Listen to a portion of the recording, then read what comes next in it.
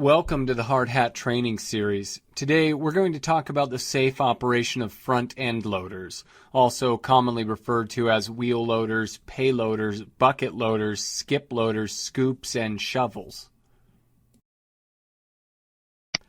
True to their many names, they are versatile machines capable of performing many tasks, including stockpiling, material handling, heavy lifting, demolition, grading, landscaping, excavations, backfilling, snow plowing, bale stacking, log removal, and so on.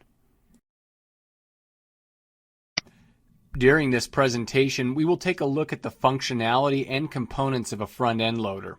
We'll also show you why it's important to conduct a thorough pre-shift inspection each day before using the equipment. We will look at machine stability and the importance of not only knowing the loader's capacity, but working within those limits.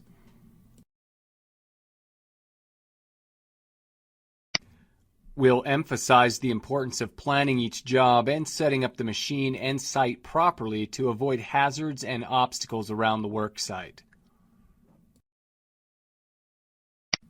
And finally, we will touch on some of the more common hazards associated with loaders and discuss how to recognize, avoid, or minimize them.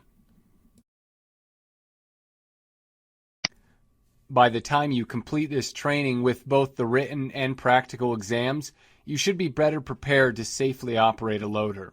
You will be familiar with the equipment used by your company, have an increased knowledge of how to set up and safely operate a loader, and be able to recognize and avoid the most common hazards associated with its use. Anyone who operates heavy equipment must receive training prior to operating the machine on their own. As noted below, requirements for refresher training are also very specific. Regulations specify that an operator must take a refresher course if any of the following apply. The operator is observed operating the machine in an unsafe manner. The operator is involved in an accident or a near miss. The operator receives a poor evaluation for performance. The operator is required to use a different type of machine or attachment, or workplace conditions have changed. The standard also says that each operator must be reevaluated every 3 years to see if they are still competent to operate the equipment. A so-called free pass cannot be awarded based on experience, age, or time on the job. The extent of the evaluation is to be determined by the employer, but should include a written and practical examination that prove continued competency.